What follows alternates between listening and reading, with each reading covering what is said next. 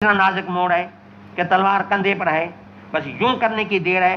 فرمایا اسی بیچ میں بھی اگر کوئی نہ مجھے اتنا موقع ملے کہ ایک اللہ کے نبی کی بات جو میں نے کانوں سے سنی اور دنیا تک میں اگر پہنچا سکتا ہوں تو میری تمنا یہ ہے کہ پہلے وہ علم کی بات اوروں تک پہنچاؤں، پھر میں کٹ جاؤں تو بھلے کٹ جاؤں۔ فرمایا ثم ظننت انی انفذ کلمۃ سمعتها من النبی صلی اللہ علیہ وسلم قبل ان تجیزوا علی، اس سے پہلے کہ آپ اس کو چلتا کریں تلوار کو میرے اوپر، تو اس وقت میں بھی انشاءاللہ لانفذتها، میں وہ کلمہ نافذ کروں گا جو میں نے اللہ کے نبی سے سنا تھا۔ اس میں بھی آپ علم کی اہمیت اور قدر کو سمجھیں کہ کتنی بڑی قیمت ہے صحابہ کے پاس علم کی۔ اور آگے پھر فرمایا یہ سارے امام جو ہے نا اس مسئلے کو آیات اور معلقات تعلیقات سے اپنے مسئلے کو ثابت کر رہے ہیں، یہاں مسند روایت ابھی کوئی بیان نہیں کی۔ وقول النبی صلی اللہ علیہ وسلم، یہ اوپر بھی آیا لیبلغ الشاہد الغائب، کہ ہر شاہد جو اپنے استاد کے مجلس میں موجود ہے اس کا فریضہ ہے کہ جو غائب ہے ان تک بات کو پہنچا دے۔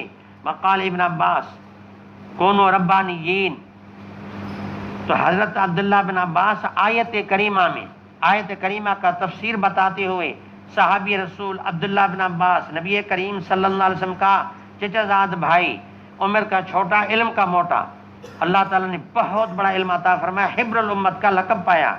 اللہ کے نبی کی وفات کے وقت میں 10 سال کا بچہ ہے، لیکن اتنا امت کا چوٹی کا بڑا جید عالم ثابت ہوا کہ مفسر قرآن کا لقب ملا تو ابن عباس کو ملا۔ کونو ربانیین کی تفسیر میں فرماتے ربانی بنو، حکماء علماء فقہ بنو۔ ربانی کا تفسیر 3 الفاظ سے کیا، ربانی بنو یعنی حکمت والے بنو، اور علم والے بنو، اور فقہ والے بنو۔ تو ربانی کے تفسیر میں 3 الفاظ ہیں۔ علماء فرماتے ہیں کہ حکمت جو ہے یہ بڑا علم ہے۔ حکمت معنی دنیا کے ہر چیز کی جان رکھنا، موجودات واقعی کے حالات واقعی کو بقدر طاقت بشری کے جاننا۔ یہ آپ نے شراکات میں پڑھا ہے کہ حکمت کی تعریف کیا ہے؟ موجودات واقعی کے حالات واقعی کو بقدر طاقت بشری کے جاننا۔ تو حکمت بڑا علم ہے، ہر چیز کے حالات کو سمجھنا۔ نمبر 2 پہ فقہ ہے۔ فقہ معنی استنباط مسائل اور علتوں کی سمجھا کے سمجھ کہ ایک مسئلہ ہے منصوص، اس کی علت کیا ہے، اور پھر یہ ہے کہ معنی اس میں قیاس کرنا اور علت کی وجہ سے حکم کو متعدی کرنا، مسائل کا استنباط کرنا اور باریکیاں نکالنا، یہ معنی ہے تفقہ فقہ کی۔ فرمایا نمبر پہلا کہ دنیا کے حکیم بنو، یہ نہ ہو سکے تو فقیہ بنو، یہ نہ ہو سکے تو عام مولوی تو بنو۔ تو اسے سمجھ میں آیا کہ حکمت سب سے اعلیٰ علم ہے۔ نمبر 2 پہ فقہ ہے، نمبر 3 پہ علم ہے، لیکن علم کو درمیان میں لایا، حالانکہ ترتیب وضع یہ ہونی چاہیے تھی۔ یوں فرماتے حکما فقہا علماء، حکما فقہا علماء کہتے، لیکن علماء کو درمیان میں لایا، حالانکہ یہ فقہا سے بھی کم درجہ ہے۔ اس کا وجہ یہ ہے یعنی اسی کی اہمیت دلانے کے لیے کہ اگر فقاہت نہیں ملتی تو علم بھی غنیمت ہے اور اس کی بھی قدر ہونی چاہیے، تو اس کی اہمیت بتانے کے لیے اس کا ذکر فقہ سے پہلے کیا۔ وَيُقَالُ الربانی، یہ ابن عباس کے حوالے سے اور ابن عباس کے یعنی تفسیر سے آیت کی وضاحت امام بخاری نے کی۔ وَيُقَالُ سے ایک لفظ ربانی کی ایک اور معنی بھی امام بخاری نے پیش کی کہ ربانی اس عالم کو بھی کہا جاتا ہے الذی یربی الناس بصغار العلم قبل کبارہ، کہ جو علمی چھوٹا علم سمجھاتا ہے بڑے علم سے پہلے۔ کوئی آدمی بڑا عالم تب بنے گا جب کچھ ہلکی چھوٹی باتیں پہلے اس کے پڑھائی جائیں، پھر کبار علم کو بعد میں سمجھے گا۔ جیسے شروعات میں صرف ہے، اگر سیغے کا پتہ نہیں ہے تو آپ جو ہے دور حدیث میں داخل کیسے ہوں گے؟ نحو امیر پڑھایا جاتا ہے، تیسیر منطق پڑھائی جاتی ہے، سیغے سمجھائے جاتے ہیں، یا قرآن کریم کا الف با تا سا سمجھایا جاتا ہے، یہ بظاہر چھوٹے ابتدائی علم ہیں۔ تو فرمایا ربانی وہ ہے کہ چھوٹا علم جو ہے پڑھائے بڑے سے پہلے۔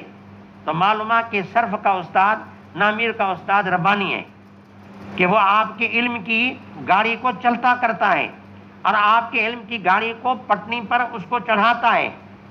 اگر وہ پٹنی پر چڑھنے کے بعد آپ کی گاڑی کراچی چلی جائے گی، ملتان چلی جائے گی، پٹنی پہ آ گئی نا، لیکن اگر پٹنی پہ کوئی اس کو نہ چڑھاتا، کوئی بڑی سمجھا کہ مشین اس کو اوپر سوار نہ کرتی، اور اس طرح اگر ریل گاڑی کو چلایا جاتا تو وہ انشاءاللہ زمین میں گھستی جاتی، تا تسلا تک تو پہنچ جاتی لیکن کراچی نہ پہنچ سکتی۔ تو کمال تو اسی کرین کا ہے جو اٹھا کے پٹنی پہ رکھا۔ لہٰذا آپ کو جو ابتدائی علم پڑھا رہے ہیں، بڑے محسن تو وہ ہیں، اس تفسیر کے لحاظ سے وہ ربانی ہیں۔ اللہ فرماتے ہیں ربانی بنو، معنی علم کی بنیادوں کو پختہ کرو۔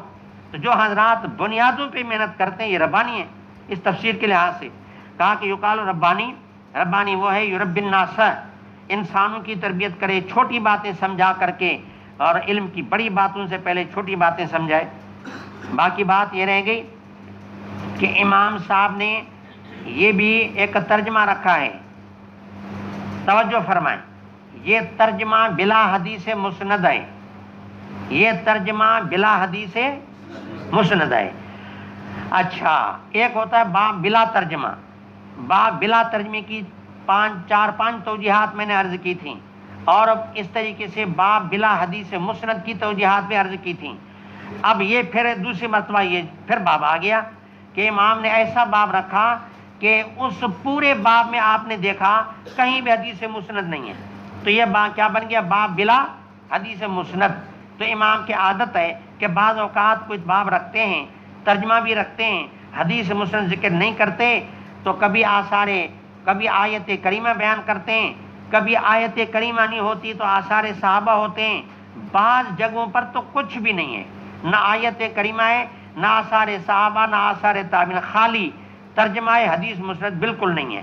تو اس کے جو توجیحات میں نے عرض کی، مثلا ایک یہ کہ امام نے یہاں بیاضی چھوڑی تھی، ارادہ تھا کہ حدیث مسند لاؤں گا لیکن لانے کا اتفاق نہ ہوا، یا ایک جواب یہ دیا گیا کہ شرطوں کے مطابق حدیث نہیں ملی، یا ایک جواب یہ دیا گیا کہ امام نے اپنے اس مسئلہ کو یعنی آیت کریمہ پر اکتفا کیا کہ بس اس مسئلے کے آیت ہی کافی ہے، یا اس طرح، یا یہ کہ ایک بات یہ بتا دی گئی کہ بعض اوقات قرآن کریم کے آیتیں یا آثار یا آیت لا کر کسی حدیث کے ذریعے اشارہ کر رہے ہوتے ہیں کہ میرا استدلال آیت کی تفسیر میں وارد حدیث سے استدلال ہے، لیکن شرطوں کے مطابق نہیں ہے، تو آیت کریمہ سے اس کی تائید پھر بھی ہو جاتی ہے، اس لیے وہ بھی میرے لیے دلیل بن سکتی ہے۔ اور اس طرح کبھی یہ کہ آگے پیچھے ترجمے میں سے یہ ترجمہ ثابت ہو رہا ہوگا تو یہ بات بھی یہاں چل سکتی ہے، اور یہ بھی چل سکتی ہے کہ اس امام نے بتایا کہ اس مسئلہ کے لیے آیات